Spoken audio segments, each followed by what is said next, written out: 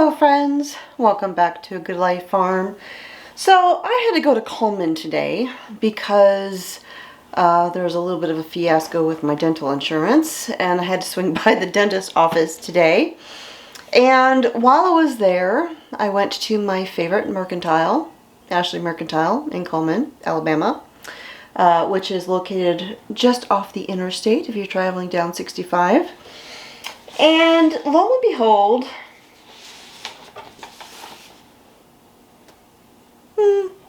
somebody, namely a subscriber of mine, one of my YouTube friends, had a package waiting for me there.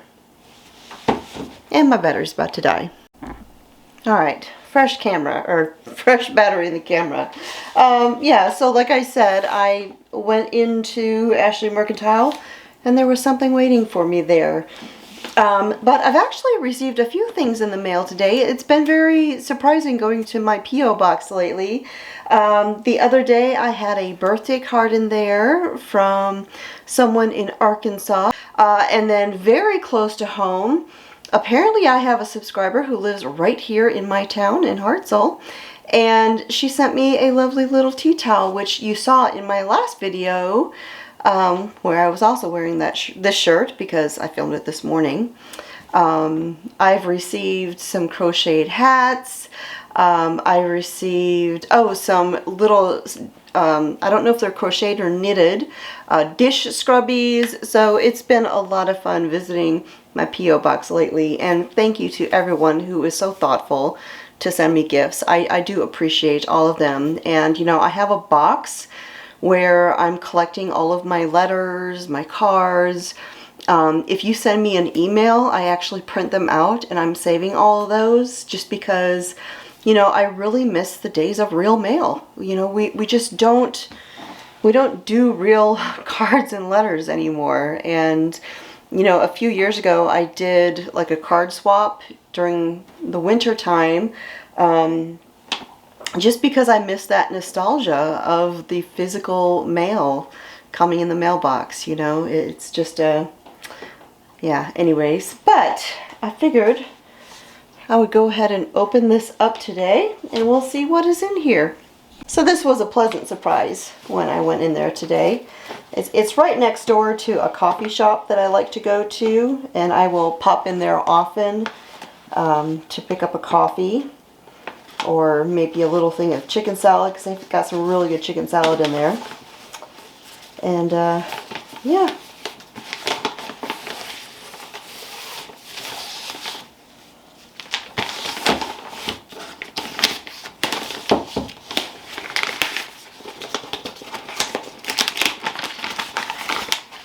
Oh, this is something for little Miss Willow. This is so funny because I actually looked at this exact same thing the other day and I almost bought it. Looky there. Aww. Well, thank you so much, Miss Nancy. Willow is going to absolutely love this. And I'm glad I didn't buy it because apparently you already had something in mind. That was so very sweet of you, Nancy. Thank you so much. Willow is going to love this. I have been kind of collecting these, what is this brand? Green toys for her. Some of them are for when she's a little bit bigger, just because, you know, the world's a little crazy and, you know, there's all these supply chain shortages and issues. And so I figured having some toys for when she's a little bit bigger, tucked away, might be prudent, just because you never know. And if you're not familiar with these, I've talked about these in the past. This brand, they're made in the USA, and everything is dishwasher safe so that you can wash it, because you know how little kids are with their toys. So again, thank you very much, Nancy. Willow's going to love it. Alright friends, so it's actually the next day. And I am working on storing some of my herbs that I've ordered. Where's my box? So I ordered a bunch of dried herbs from Mountain Rose. Mountain Rose? Yeah, that's what it's called. Yeah. Mountain Rose herbs. From Mountain Rose Herbs, and they come in these kind of pouches, which is great for shipping, but I don't want to store these in here for long term. And so what I like to do is take them out of these bags and put them in jars and vacuum seal them in these jars. That way, you know, they're of course airtight and all of that good stuff. And so I'm going to go ahead and do that today, and I thought I would bring it in here while I do this because I had a video clip a while back where I was doing the same thing, and I received a ton of questions about it.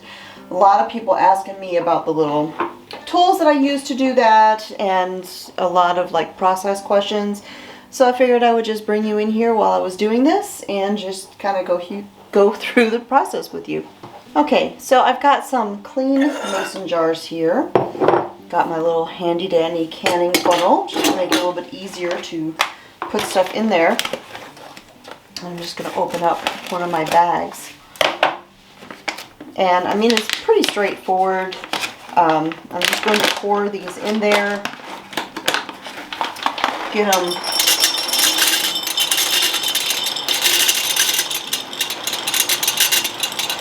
and I'm going to need quite a few jars. I actually like to store these in my big like half-gallon jars, but I've used them all up.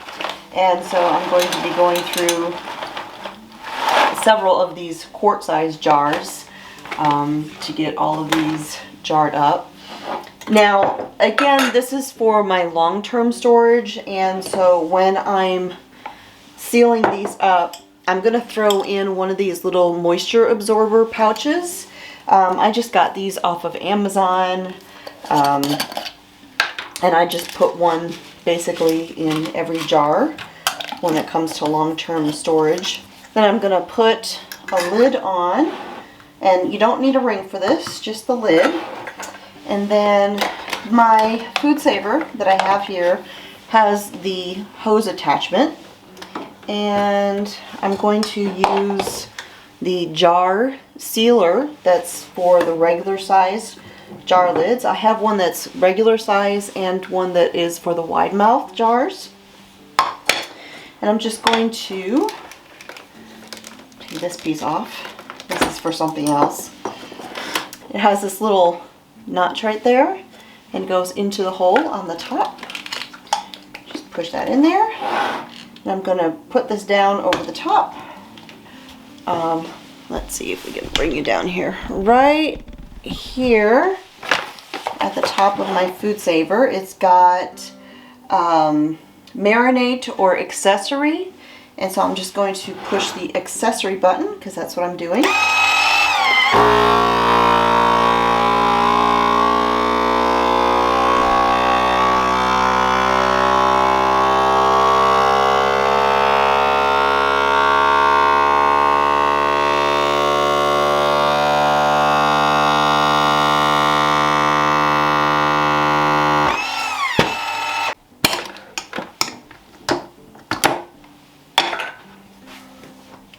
And that lid is pushed down and that jar is sealed. Now, one of the questions that I had a few people ask me was, can you use this attachment, this, to vacuum seal other foods that aren't dry, like jellies and jams, etc., instead of canning? Absolutely not. No. And it even says, if you look very carefully at the small print, it tells you right on this attachment that this is not a substitute for heat canning, for processing your jars. All this is doing is removing the excess air in there, creating a vacuum seal for storage. When you are canning your food, heat processing, you are heating it up to kill the bacteria, and this does not do that. So no, this is not a substitute for canning. And if anyone tells you that's the case, don't believe them, because it's not.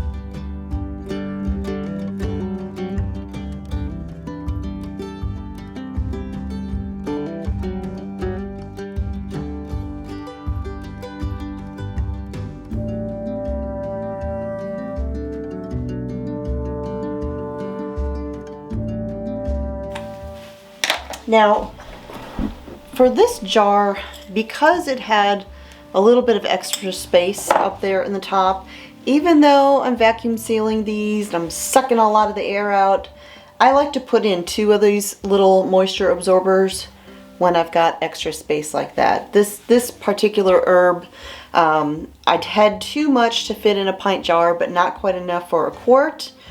And actually, now that I think about it, I have 3/4 quart jars. I could have used that one, but that's all right. Like I said, I like to put 2 of the moisture absorbers when I've got some extra space in the jar like that.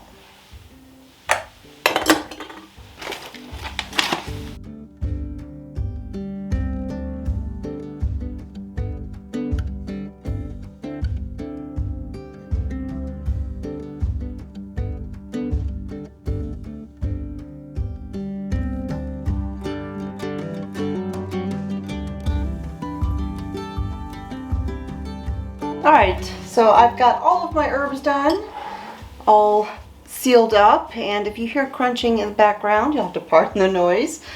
The dogs decided it's dinner time. But I just wanted to mention that when I do this, I will also mark on my jars the date, or at least the month, that I seal up these jars. That way, if I've got more than 1 jar of the same kind of herb up in my cabinet, in my pantry, I will know which one is the older one. I'll use that one up first, because I do like to have a rotation of everything that is in there. And I basically save all of my dried herbs the same way. It doesn't matter if they are medicinal, if they are food, culinary herbs, if they are herbs that I buy, or if they are herbs that I forage or I grow and then I dry myself. I do them all the exact same way. And while on the topic of herbs, I do get a lot of questions also about resources as far as how to learn how to use them in the medicinal sense.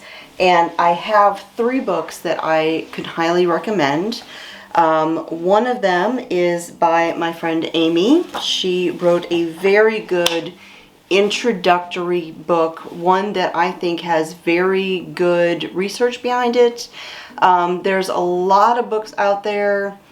Some of them just don't give information that I think is good for truly medicinal purposes. I don't think the measurements or the method for measuring and making tinctures and stuff are very accurate, but Amy really covers that in her book. It is called the Homesteaders Herbal Companion. I think this is an excellent introductory book.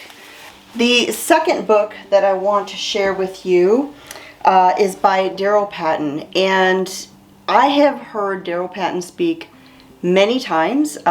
He is usually there at the Homesteaders of America events, and anytime I get the opportunity to listen to him speak, I am there with notepad and pen in hand, because he is a wealth of information, particularly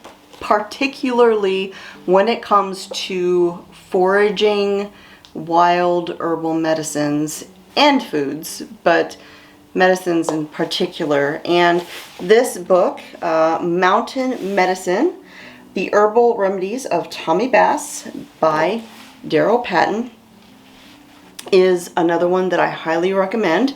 And at the Homesteaders of America conference just a couple of weeks ago, he actually announced that there is a second book that is going to be coming out soon, and you can bet I will snap that up as soon as it's available. And just another plug for the Homesteaders of America membership. If you are a member of the website, you can go back and watch all of the speakers, including the one by Daryl Patton. And if you get the VIP membership, you can go back and watch all of the previous ones that are online. And it's a wealth of knowledge. And Daryl Patton always blows you away with the information that he has. And then the third book that I would recommend, now This is not a beginner book. I would call this like the college level book for herbalism. But it goes into the science of herbalism. It explains, like for instance, this is just an example, high blood pressure. If you have hypertension and you are wanting to look at herbal remedies, it goes into the different causes of hypertension, different things that could affect those specific causes, and then it gives you different methods by which you could address it. And so this is, I call this one the big book of herbalism. This book you can get on Amazon. Amy Fuel's book you can get on Amazon. However, the Mountain Medicine book, I don't think this one is available on Amazon. I'm pretty sure you have to get this one from Daryl's website. I will find it though, well, I'll find a link for all three of these and put them in the information underneath this video if you would like to investigate it further. So I hope that is helpful. Like I said, these are questions that I get fairly often, and I just thought I would share that information with all of you. So thanks for joining me here again at the homestead. My name is Constance at Good Life Farm, and I'll talk to y'all next time.